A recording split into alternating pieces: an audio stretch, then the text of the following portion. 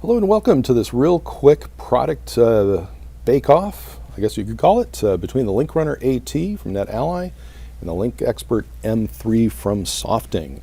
So both of these tools are billed as network testers, network and cable testers.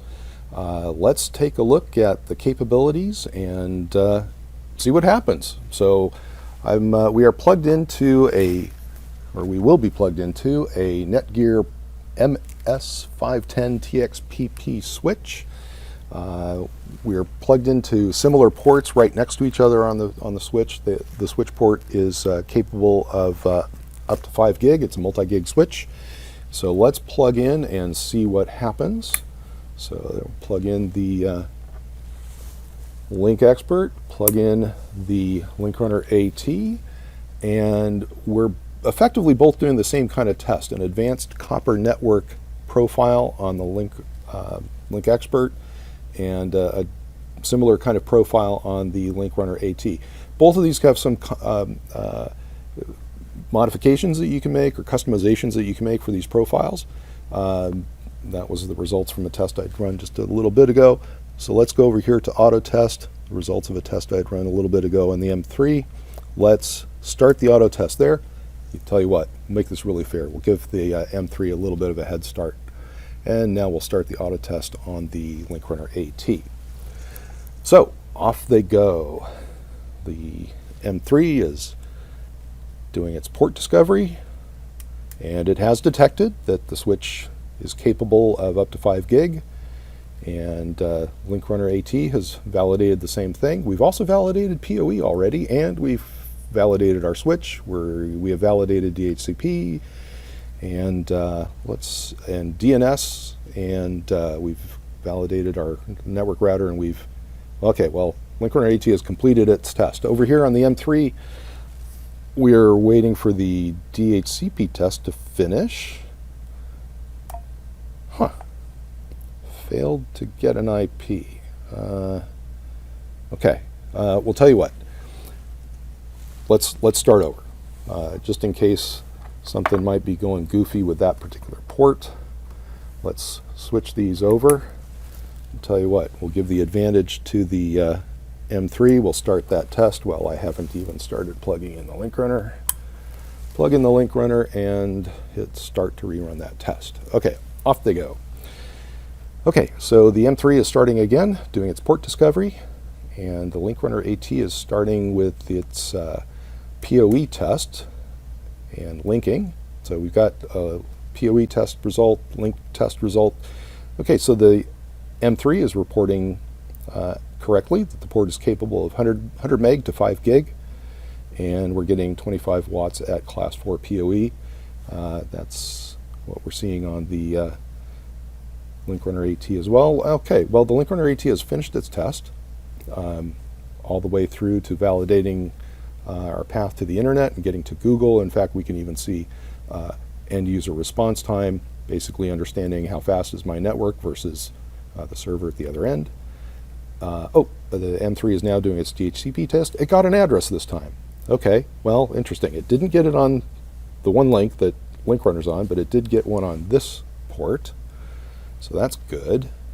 It's doing a little bit of network discovery. This LinkRunner AT does do discovery as well. We'll talk about that in a minute. We can simply go to the home screen and launch the discovery app. This is the LinkRunner AT 4000. But we're primarily looking at the auto test. The ping test is starting. You know, I did not configure a ping test on the LinkRunner AT. Could do that. And okay, the network test is stopping, and now it's doing its CDP. Well, while we're waiting for it to get its CDP information, we can look at the CDP information we have from the LinkRunner AT. So we can see the nearest switch is indeed that Netgear MS510 TXPP switch. You can see that we're connected on port MG7. We got this data from LLDP. And, what happened over here? Got no CDP information. Huh. Well, that's interesting. Well, tell you what, let's do a restart over there. In fact, we'll do a restart over here too. Just on the off chance that something weird happened over there. All right, off we go again. Port discovery. And LinkRunner AT is cooking away. We got our PoE test done. We got our link test done.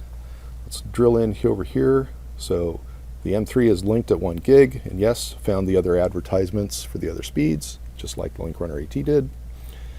Well, the LinkRunner AT is already, again, we've finished everything. Okay, I guess we'll wait for the M3 to catch up. While we're waiting for the M3 to catch up, we can show, oh, well, didn't get an IP address this time. Huh, well, let's switch back again. Again, total fairness. Let's pull that port out, pull that out, that in, that in. Let's restart the M3. Let's give them 1, 2, 3, 4, 5-second head start. Start the LinkRunner AT. All right. Okay, we've got our port discovery completed on both tools. They accurately are representing what's available on the port. LinkRunner has told us we've got a successful PoE test, and there comes the M3 with its PoE test result. The LinkRunner has excuse me, the LinkRunner has gotten CDP information from the switch, and we've got DHCP, validated DHCP with response times. Validate, oh, didn't get an IP address again this time. Let's rerun that real quick. Let's try again. And since we're trying again, we'll start over on the LinkRunner side too.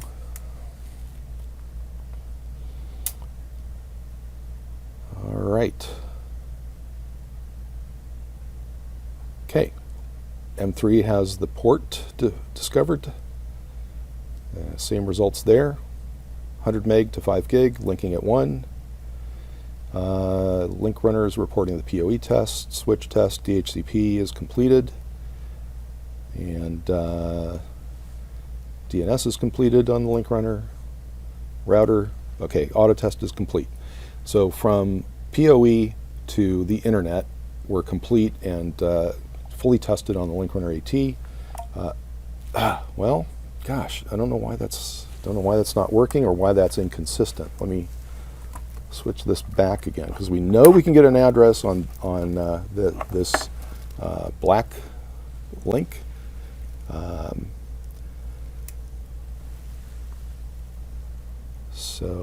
And again, we don't have any authentication stuff going on at the MAC layer here.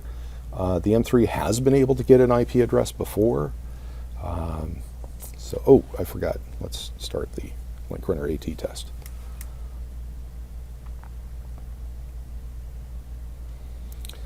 All right, again, port discovery is completed. It's working on PoE testing now, and the LinkRunner AT is catching up. So we got 25 watts at class 4. And, oh, I'm an idiot. I didn't even plug this in. Start. All right. Well, tell you what, again, in total fairness, start.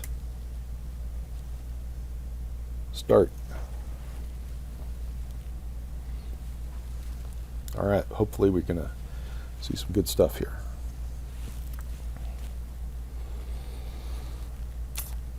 All right, so port discovery, PoE, hopefully, fingers crossed, we're going to get a DHCP address over here. Okay, the LinkRunner's got one. And LinkRunner pretty much is completed with its tests, testing the route, the path to the router, and we have a path to the internet, and the drill downs are available there should we want to drill down. Let's take a PoE, pretty much the same results. And the DHCP test is starting over here on the M3 side. Hey, got an address this time. Fantastic. All right. All right, so that means it's going to continue on with it, the rest of its tests. We can drill into any one of these over again on the LinkRunner, DNS test results.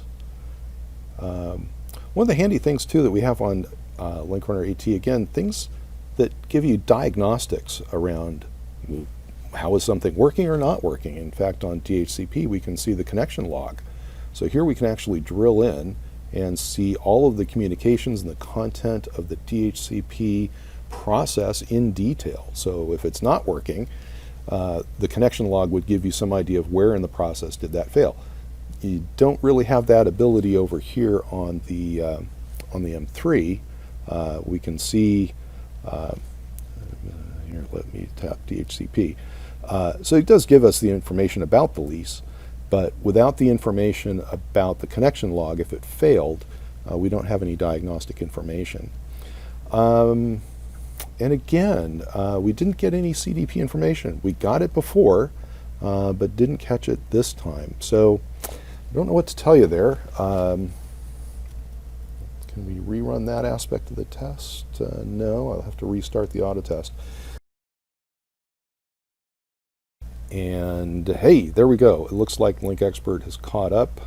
I'll go back and let's go take a look at our CDP information. So let's take a look at this information here.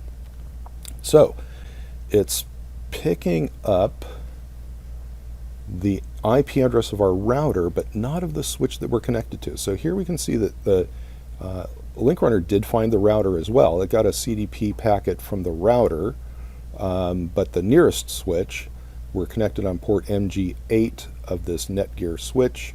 Let's see all the information there, an MS510 TXPP 8-port multi-gigabit switch. There's our IP address, 16.77. So the LinkXpert's looking at our router, VLAN ID 200, check. Got a voice VLAN ID of 201, not on the expert. Got the MAC, got the Cisco WS, yes, check, check, got that, and off you go. So the interesting thing though is that the LinkXpert is not picking up the switch that we are connected to. So that would be a problem if you're relying on this to document your switch ports. The LinkRunner AT is giving us accurate information about the switch it's connected to. The LinkXpert unfortunately is not. At any rate, that's your real quick overview, LinkRunner AT versus the Softing LinkXpert.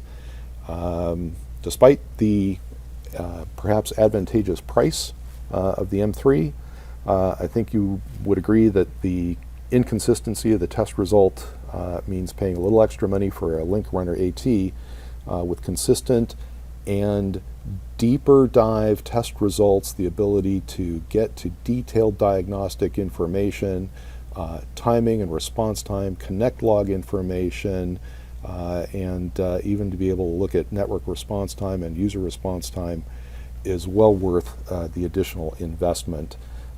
So that's it for now. Thanks.